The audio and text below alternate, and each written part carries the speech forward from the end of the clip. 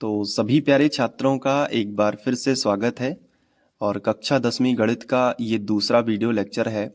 इसके पहले हमने पढ़ा है वास्तविक संख्याएं क्या होती हैं और भूमि का वीडियो लेक्चर अपलोड हो चुका है। अगर आपने नहीं देखा है तो डिस्क्रिप्शन में आपको प्लेलिस्ट की लिंक दे रहा हूँ, तो एक एक करके सारे वीडियोस आप क्रम अनुसार देख सकते हैं। तो यहाँ वहाँ भटकने की ज़रूरत नहीं होगी और आपकी पढ़ाई और भी बेहतरीन होगी, आपका टाइम भी बचेगा। तो आज हम पढ़ने वाले हैं भाज्य संख्याएं क्या होती हैं, अभाज्य संख्याएं क्या होती हैं और सह अभाज्य संख्याएं क्या होती हैं। बहुत ही अच्छे से समझना है और मैंने आपसे कहा था कि आप एक नोटबुक जरूर बनाइएगा। तो जो भी मैं डेफिनेशन और जिस तरीके से सॉल्यूशन करूँगा आप वो सब अच्छे से लिखते जाना, क्योंकि टॉपर बच्चे जिस तरीके से लिखते हैं ना अपनी कॉपी में बोर्ड एग्जाम में, मैं उसी तरीके से हर एक छोटी से छोटी चीज़ आपको बता रहा हूँ। तो आप नोट जरूर करिएगा, ठीक है। तो वीडियो के एंड में स्क्रीनशॉट लेने के लिए कहूँगा तो वहाँ से भी आप कर सकते हो। सबसे पहले मैं आपको बता दूं कि जो भाज्य संख्याएं होती हैं वो क्या होती हैं। तो हम हेडिंग लगा देंगे भाज्य संख्याएं, ठीक है। तो हेडिंग लगाएंगे, सबसे पहले हम इसकी डेफिनेशन लिखेंगे ताकि समझने में आसानी हो। तो ऐसी संख्याएं जो स्वयं के अलावा किसी दूसरी संख्या से भी विभाजित हो सकती हैं। तो ये यहाँ पे ये तो परिभाषा हो जाएगी। तो फिर इसको समझते हैं कि भाज्य संख्याएं होती क्या हैं। देखो मैं आपको बताता हूं।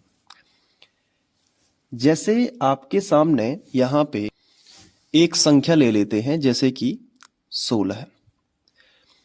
तो ये जो 16 संख्या है इसमें 16 का यानी स्वयं 16 का भाग चला जाएगा, बिल्कुल 16 एकम 16, एक बार भाग चला गया। क्या 16 के अलावा और भी किसी दूसरी संख्या का भाग जाएगा? तो बिल्कुल 16 में आप 2 का भाग कर सकते हो, तो 2 अट्ठे 16, 8 बार चला जाएगा। 16 में अगर आप चाहो तो 4 का भाग भी कर सकते हो, तो 4 चौके 16, 4 बार भाग चला जाएगा। ये 8 बार कटा है और ये यहाँ पे 4 बार कैंसिल होगा और 16 से 16 का भी जाता है। यानी संख्या स्वयं से तो भाग जा रहा है, इसके अलावा दूसरी संख्याएं जैसे कि 2 और 4 इनसे भी भाग जा रहा है। इस चीज को समझना है। तो इन्हें हम कहेंगे भाज्य संख्याएं जो आसानी से विभाजित हो सकें। जैसे मैं आपके सामने एक एग्जाम्पल लेता हूं, जैसे 11। अब ये जो 11 है इसके बारे में बड़े ध्यान से समझो और सोचो एक बात। कैसे कि 11 का 11 में भाग तो चला जाता है, 11 एकम 11 एक बार, यानी संख्या स्वयं से भाग चला गया एक बार। लेकिन क्या और कोई दूसरी संख्या सोच पा रहे हो जो जिससे 11 विभाजित हो जाए? तो नहीं सोच पा रहे होगे। इसलिए 11 जो है वो भाज्य संख्या नहीं है। इसके अलावा जैसे आप सोचोगे, अगर आप कोई संख्या दूसरी ले लेते हो जैसे 9, सोचना इस बात को, तो 9 का उसी संख्या 9 से भाग चला जाएगा, बिल्कुल संख्या स्वयं से भाग चला जाएगा। ये तो चला ही जा रहा है, ये तो हर संख्या में जाता है, क्योंकि संख्या स्वयं से तो विभाजित होती ही है एक बार। लेकिन भाज्य संख्याएं वैसी संख्याएं होंगी जो संख्या स्वयं के अलावा किसी दूसरी संख्या से भी विभाजित हो सके। जैसे 9 में अगर हम 3 का भाग दे दें तो 3 एकम 3 और 3 त्रिका 9, 3 बार विभाजित हो गया 9।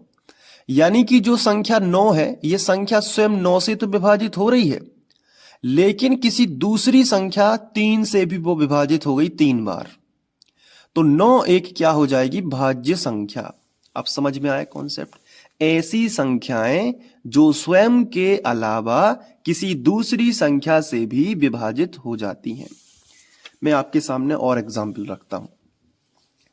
जैसे मैं आपके सामने चलिए 5 ही ले लेता हूं। 5 के बारे में सोचिए, क्या 5 संख्या खुद 5 से विभाजित होगी? तो आप कहोगे यस, संख्या स्वयं से तो कोई भी दुनिया की संख्या खुद से विभाजित तो हो ही जाएगी। तो 5 5 से कटेगा तो कितना आएगा? 1 आएगा। लेकिन क्या 5 के अलावा हम क्या कोई दूसरी संख्या सोच सकते हैं? 5 के अलावा क्या दूसरी संख्या है जिससे 5 कट जाता हो?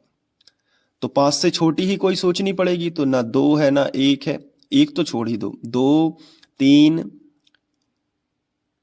4 इन किसी से भी ये कैंसिल नहीं हो रहा है पूरी बार। तो हम कह सकते हैं कि 5 जो है वो अभाज्य है, भाज्य नहीं है। भाज्य कब होगा? जब स्वयं के अलावा किसी दूसरी संख्या से भी विभाजित हो। देखो, जैसे एक आखिरी एग्जाम्पल और आपका माइंडसेट बिल्कुल क्लियर हो जाएगा। जैसे मैं आपके सामने यहां पे लेके आता हूं 20, संख्या एक 20 है। बताइए भाज्य है कि अभाज्य? सोचिए जरा, भाज्य है कि अभाज्य है?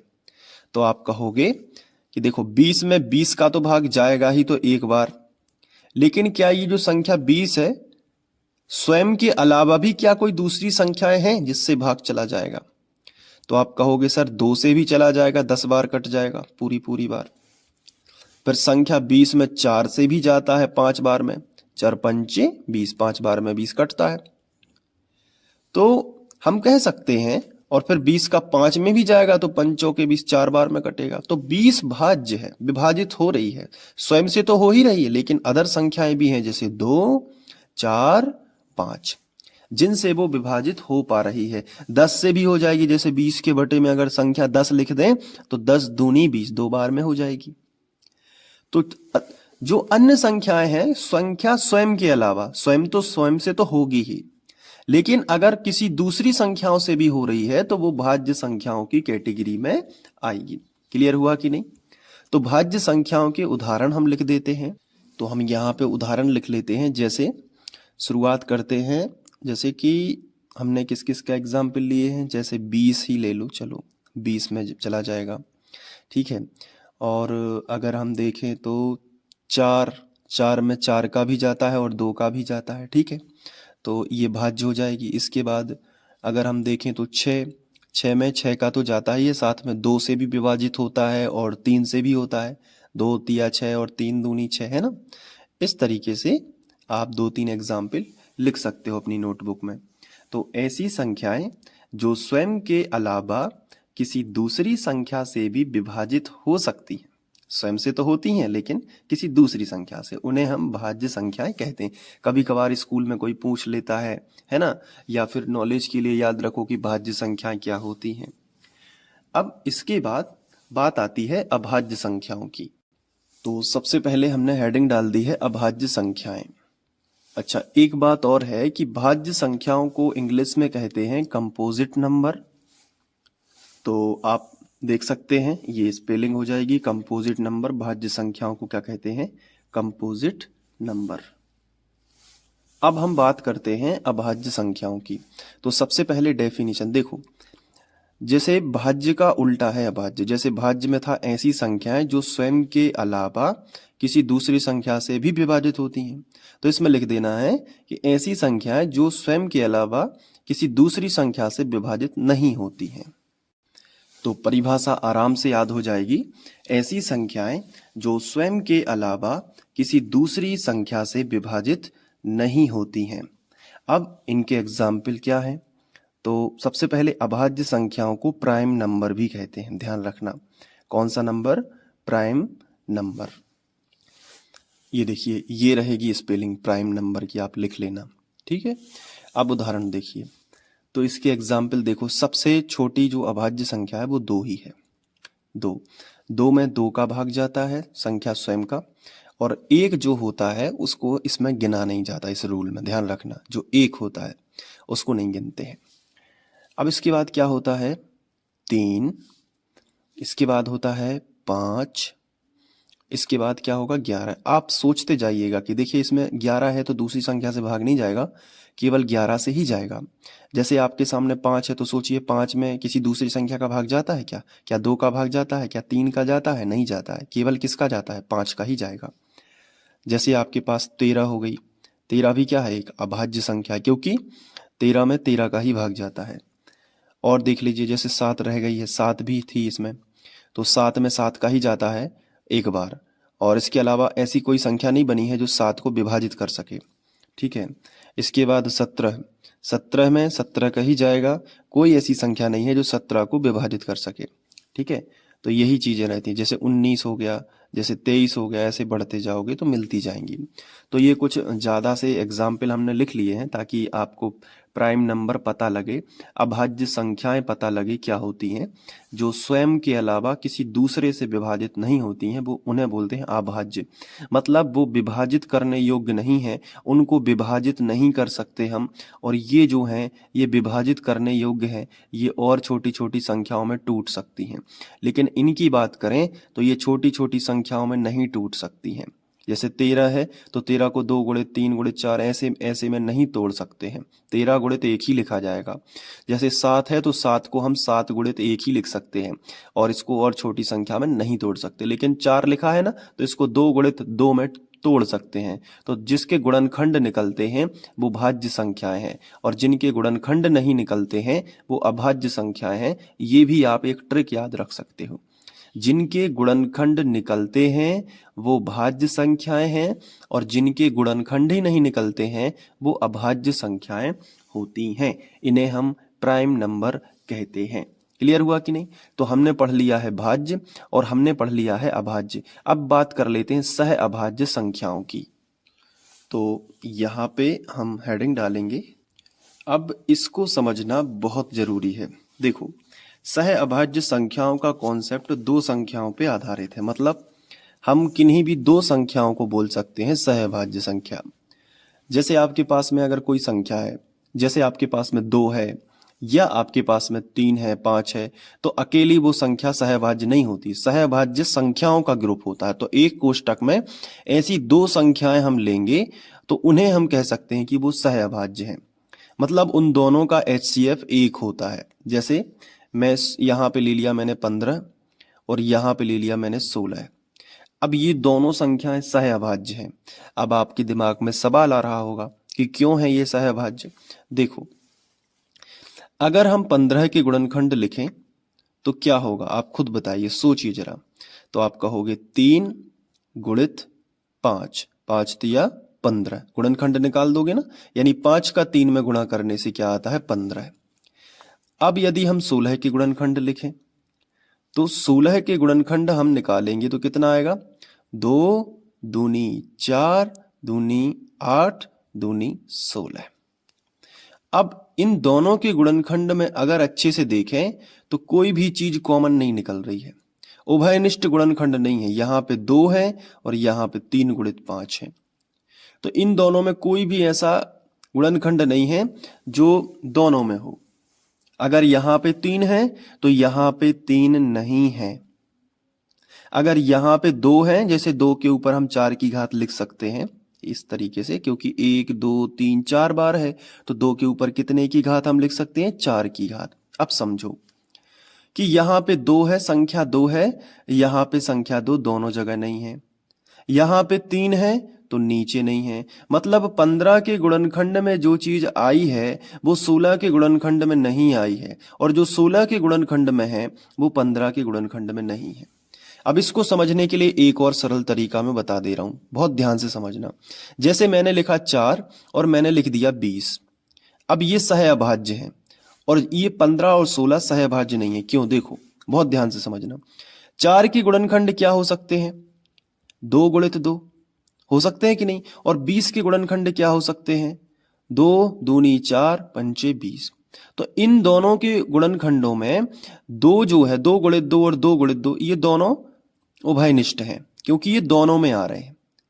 जब उभयनिष्ठ गुणनखंड हमें मिल जाते हैं, ऐसी संख्याएं मिल जाती हैं जो दोनों के गुणनखंडों में हो, तो ऐसी दो संख्याओं को हम सहअभाज्य संख्याएं कहते हैं।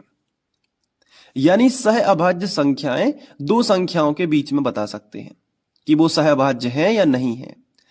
जैसे 15 और 16 की बात करें तो 15 के गुणनखंड 3 गुणित 5 है, लेकिन 16 के गुणनखंड है 2 के ऊपर 4 की घात, यानी 2 गुणित 2 गुणित 2। तो 15 के गुणनखंड में जो संख्याएं आ रही हैं वो 16 के गुणनखंड में नहीं आ रही हैं, और जो 16 के गुणनखंड में आ रही हैं वो 15 के गुणनखंड में नहीं आ रही है। यानी इन दोनों में कोई भी ऐसी संख्या नहीं है जो दोनों में हो। तो हम कह सकते हैं इन दोनों में कोई भी उभयनिष्ठ गुणनखंड नहीं है। जैसा यहाँ पे है 4 में 2 गुणित 2 है, तो 20 में भी 2 गुणित 2 है, तो ये उभयनिष्ठ गुणनखंड है। यहां पे कोई उभयनिष्ठ गुणनखंड नहीं है। तो जिनका कोई भी उभयनिष्ठ गुणनखंड नहीं होता है उनका हम एक मान लेते हैं। क्या मान लेते हैं? एक। तो यहां पे भी हम गुणा में कितना लिख सकते हैं? एक। तो कम से कम एक उभयनिष्ठ गुणनखंड जरूर होता है। तो HCF कितना आएगा? एक। मतलब जो भी उभयनिष्ठ में होता है वो HCF कहलाता है। वो अभी आगे चल के आप पढ़ोगे, तो अभी केवल इतना याद रखो, जो ऊपर होता है और जो नीचे होता है, ऊपर का गुणनखंड और नीचे के गुणनखंड सेम जो गुणनखंड होते हैं उन्हें हम क्या कहते हैं? HCF, यानी हाईएस्ट कॉमन फैक्टर। हिंदी में बोलते हैं महत्तम समापवर्तक। तो यहां पे बताओ, जब कोई भी संख्या उभयनिष्ठ नहीं निकलती है, जब कोई भी संख्या उभयनिष्ठ नहीं निकलती है, तो हम क्या मान लेते हैं? कि एक तो होगी। तो जिनका HCF कितना हो? केवल एक हो, उन्हें सहअभाज्य संख्याएं कहते हैं। क्लियर हुआ कि नहीं? तो कुछ भी नहीं है, सहअभाज्य संख्याएं संख्याओं का ऐसा समूह जिनका HCF एक होता है। तो आपको डेफिनेशन में यही लिखना है कि संख्याओं का ऐसा समूह जिनका HCF कितना होता है? एक होता है। अब कुछ उदाहरण आप लिख लीजिए जिनके उभयनिष्ठ गुणनखंड, जिनमें उभयनिष्ठ गुणनखंड नहीं निकलते हैं, होते ही नहीं है। जैसे 15 और 16 तो मैंने आपको बताया, तो 15 और 16 दोनों ही सहअभाज्य हैं। जैसे मैंने बताया 5 और 9, ये भी क्या है? सहअभाज्य है। जैसे आप देखोगे 17 और 19, ये भी क्या है? सहअभाज्य है। जैसे आप देखोगे 13 और 20, ये भी क्या है? सहअभाज्य। ऐसी ढेर सारी संख्याएं जो है वो आप लिख सकते हो। तो सहअभाज्य संख्याओं से डरना नहीं है, इसमें कोई भी कठिन चीज नहीं है। ऐसी दो संख्याएं दो के अलावा भी हो सकती हैं, लेकिन मिनिमम कितनी होनी चाहिए? 2। तो जैसे मैं आपको यहाँ पे 5 और 9 से थोड़ा और समझा देता हूं। जैसे 5 बराबर 5 के उभयनिष्ठ गुणनखंड निकालोगे तो 5 को कैसे लिख सकते हो? 5 है ना, और 5 का और गुणनखंड नहीं होता, तो 5 एकम 5, तो 5 ही आएगा। इसके बाद अगर हम 9 की निकालें तो 9 को हम क्या लिख सकते हैं? 3 गुणित 3, यानी कि 3 के ऊपर 2 की घात भी हम लिख सकते हैं। तो ये देखो, 5 के गुणनखंड में 5 आया है और 9 के गुणनखंड में क्या आया है? 3 के ऊपर 2 की घात, यानी संख्या 3 आई है। ये जो संख्या 3 है, अगर ये ऊपर होती तो हम कह सकते थे कि जो उभयनिष्ठ कौन हुआ? 3। तो ये सहअभाज्य नहीं है। ठीक है, सहअभाज्य होने के लिए क्या चाहिए? HCF केवल एक चाहिए। तो 5 गुणित 1 लिख सकते हैं, इसको मन से एक लिखिए, तो दोनों में उभयनिष्ठ क्या हो गया? 1। और जो उभयनिष्ठ होता है वही HCF होता है। जब उभयनिष्ठ कुछ निकलेगा ही नहीं तो हम एक मानेंगे, हमारी मजबूरी होगी। और HCF अगर एक आ गया, मतलब उभयनिष्ठ अगर एक हो गया, तो वो संख्याएं क्या हो जाएंगी? सहअभाज्य संख्याएं। कुछ तो क्लियर हुआ होगा। अब जैसे यहां पे मैं आपका थोड़ा सा टेस्ट लेना चाहता हूं, आप बताना क्या है। ठीक है, एक संख्या यहां पे लिखी है 10 और एक संख्या लिखी है यहां पे 24। अब इन दोनों संख्याओं को आपको बताना है कि ये सहअभाज्य हैं या नहीं। तो आप क्या करोगे? आप सिंपली 10 के गुणनखंड निकाल दोगे। तो ऐसे लिखोगे 2 गुणित 5। क्लियर हुआ कि नहीं? 2 गुणित 5, 10 के गुणनखंड 5 दूनी 10, 5 का 2 में गुणा करोगे 10 आ जाएगा। अब बात करते हैं 24 की। तो 24 के उभयनिष्ठ गुणनखंड कैसे निकालोगे? मैं निकाल के बता देता हूं। देखो, अभी गुणनखंड निकालना भी आपको सिखाऊंगा नेक्स्ट वीडियो लेक्चर में। तो देखो, 2 से भाग करते हैं सबसे पहले। तो 2 एकम 2 और 2 दूनी 4, 12 बार जाएगा। फिर देखो 2 6 12, फिर 2 तिया 6, फिर 3 एकम 3। अब ये जो संख्याएं आई हुई हैं इनको गुणा में लिख दो। तो 2 गुणित 2 गुणित 2 गुणित 3। अब आप एक चीज बताओ कि इन दोनों के, ये 10 के गुणनखंड है और ये 24 के गुणनखंड है, इन दोनों में उभयनिष्ठ क्या है? तो आप कहोगे कि सर इन दोनों में देखो 2 यहां ऊपर भी आया है और 2 नीचे भी आया है, तो इन दोनों का HCF कितना हो जाएगा? HCF उभयनिष्ठ गुणनखंड है जो, वही HCF है। कितना है? 2। तो अगर HCF कुछ आया है तो ये सहअभाज्य नहीं है, ये तो भाज्य है, क्योंकि ये 10 और 24 के गुणनखंड में कुछ, इन्हें दोनों में ऐसी संख्या है एक जो दोनों में है। और सहअभाज्य कब होती? जब दोनों के गुणनखंड में कुछ भी ऐसा ना होता जो दोनों से मैच न कर रहा हो। मैच नहीं करना चाहिए, यानी कि वहां पे फिर हम क्या मान लेते? 1। तो HCF कितना आ जाता? 1। और संख्याओं का ऐसा समूह जिनका एचसीएफ 1 होता है उन्हें हम क्या कहते हैं? सह अभाज्य संख्याएं। क्लियर हुआ ना? तो ये था आज का टॉपिक जिसमें हमने पढ़ा भाज्य संख्याएं क्या होती हैं, अभाज्य संख्याएं क्या होती हैं और सहअभाज्य। आप एक बार इनका स्क्रीनशॉट ले लीजिएगा या वीडियो को पॉज करके अच्छे से नोट कर लीजिएगा। जितना अच्छे से आप लिखोगे उतना बेहतरीन रहेगा। एक एक करके क्रम से मैं सब कुछ पढ़ाने वाला हूं, बस आपको ऐसे ही वीडियोस देखना है और बहुत ही बारीकी से समझना है।